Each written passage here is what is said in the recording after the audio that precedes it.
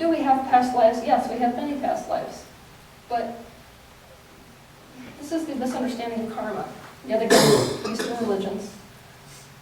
In the Eastern religions, when these vibrations, still I can speak because I've been here in many lifetimes. So the reason that this came about is because, let's say that a mother loses her child.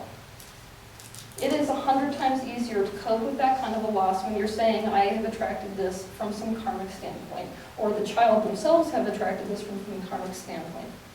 See, a lot of times you'll get into this issue with law of attraction where it's almost less painful to think you had nothing to do with it. And this is a lot of how the past lives are used. When you die, come back into Source. You are one with Source. I'm going to explain this later, this origin of the universe. It's very important in understanding the law of attraction. You are, because Source is, the entire culmination of everything that you have put there through your desire. That means if I'm experiencing a crap relationship, I have created this vibrational reality of me with a perfect mate. You already have that vibration there. So if you die, you align with it immediately. You are the improved state that you have created. That's why it feels so fantastic to die. The process of dying, just to say you get in a car crash, can be painful for some people. But once you die, it is immediate relief. It does not matter what you've done on this planet.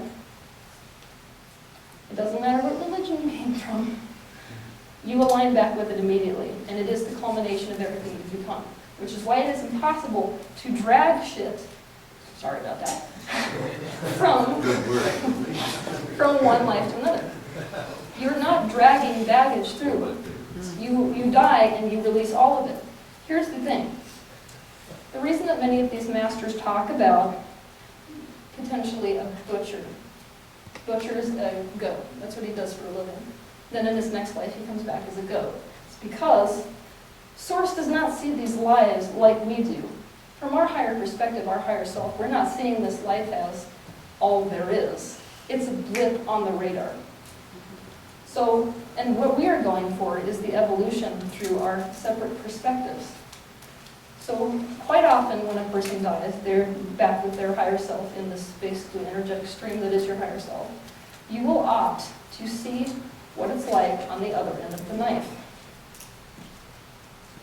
That is the reason for potentially dying and coming back into another life that some would look at from one perspective and say, well, they have attracted it from a past life. Does that make sense? No, not at all. It doesn't. Doesn't make sense anyway. So, practical question? It's a deliberate choice. Everything is a choice. And this is very difficult when you've been practicing the idea that the universe gets to inflict on you, and that's our idea of God. Our idea of God is very harmful because it's, this thing can do something to me without my consent. To attempt a practical, mystical question.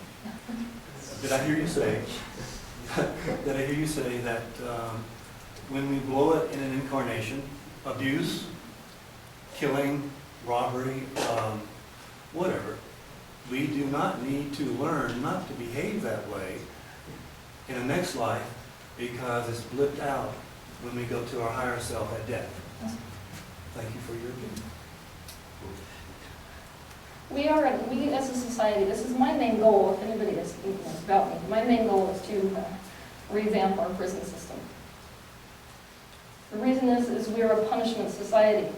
So we are imposing our human ideas on the spiritual and God aspect of this universe. See, so we like to think, well, this person can't possibly suffer like this and not ever suffer, be punished themselves. But you can't punish somebody into wellness ever.